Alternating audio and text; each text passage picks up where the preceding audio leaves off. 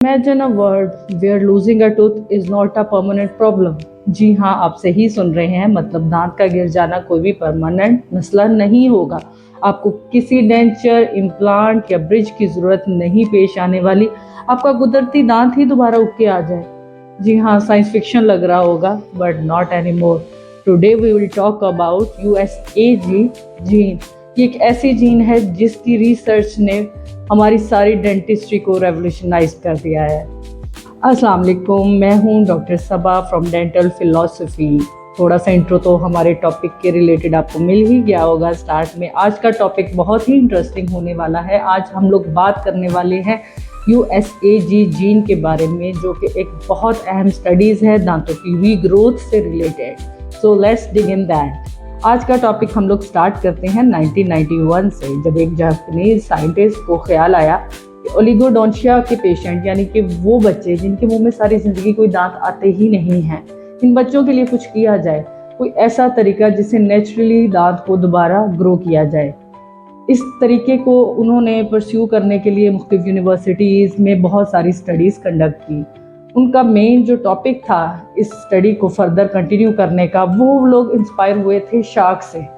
अब शार्क के दांत सारी ज़िंदगी बार बार गिरते हैं, आते रहते हैं। इंसानों की तरह नहीं है कि सिर्फ 2 सेट हैं इंसानों के दांतों के, ठीक है। एक गिरता है 7 साल की उम्र से 13 साल की उम्र तक, उसके बाद नया सेट आ जाता है and after that it stops. तो उन्होंने सोचा कि ऐसी क्या चीज़ डिफरेंट है बाकी जानवरों, इंसानों और शार्क में, कि शार्क के दांत तो सारी ज़िंदगी आ सकते हैं, लेकिन इंसानों और बाकी जानवरों के दांत इस तरह सारी ज़िंदगी रीग्रो नहीं कर सकते। जी, तो फिर शार्क पे होने शुरू हो गए एक्सपेरिमेंट और उन्होंने ढूंढा कि शार्क के अंदर एक ऐसी जीन है कि जो कि एक प्रोटीन बनाती है। इस प्रोटीन का एक ही काम है, दांतों की ग्रोथ को रोकना। मतलब जैसे ही ये जीन से ये प्रोटीन बनना शुरू हो जाती है, दांतों की ग्रोथ रुक जाती है। शार्क में ये प्रोटीन नहीं बनती, ये जीन इनएक्टिव है, जिसकी वजह से वो सारी ज़िंदगी अपने दांतों को रीग्रो करने की एबिलिटी रखती है। अब उन्होंने सोचा कि इसके एक्सपेरिमेंट्स डायरेक्ट अब इंसानों पे तो ज़ाहिर नहीं कर सकते। उन्होंने चूहों से स्टार्ट किया, माइस पे ये एक्सपेरिमेंट्स हुए और उनके एक्सपेरिमेंट कामयाब हुए। उन्होंने कहा कि हम इस तरह की एक एंटीबॉडी बनाते हैं। एंटीबॉडी एक ऐसी चीज़ होती है जो कि प्रोटीन को कॉन्ट्राइंडिकेट करेगी, यानी कि हम एक ऐसा इंजेक्शन रेडी करते हैं।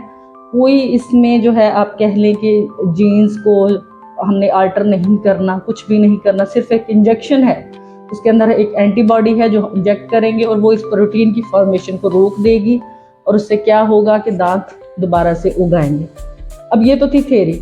फिर चूहों पे हुए एक्सपेरिमेंट। जब उन पे एक्सपेरिमेंट हुए तो एक्सपेरिमेंट कामयाब रहे। अब चूहों के दांतों में और इंसानों के दांतों में ऑब्वियसली बहुत ज़्यादा फ़र्क है। तो उन्होंने सोचा कि नेक्स्ट जो ट्रायल जो होंगे हमारे, वो इस तरह के हम एनिमल पे करेंगे कि जिनकी मॉर्फोलॉजी, एनाटॉमी ह्यूमंस के साथ मैच करती हो। तो next step was experiments on ferrets. Ferrets पे जब एक्सपेरिमेंट किए गए तो उनके रिजल्ट्स भी बहुत ज़्यादा प्रॉमिसिंग आए। अब फेरट्स के बाद उन्होंने सोचा था कि 2024-2025 में वो ह्यूमन ट्रायल्स करेंगे और hopefully they are in the process. 2030 के बाद ये एंटीबॉडी, बहुत उम्मीद है कि मार्केट्स के अंदर आ जाएगी और पूरी की पूरी जो डेंटिस्ट्री की डायनामिक्स है वो टोटली शिफ्ट होने वाली है। कैसी होगी वो दुनिया जिसमें हमारे दांत खुद से रीग्रो करना शुरू हो जाएंगे। It's a world where science is gonna correlate with nature. जी यहाँ साइंस और कुदरत एक साथ मिलने वाले हैं and I am very excited about that. आपका क्या ख्याल है कि आप एक्साइटेड हैं इस न्यू डिस्कवरी के बारे में? Please comment below. हमारे साथ बनिए रहिए, चैनल को सब्सक्राइब कीजिए, लाइक कीजिए और कोई भी क्वेश्चन हो तो प्लीज़ डोंट हेजिटेट। खुश रहिए and be kind to others. Thank you.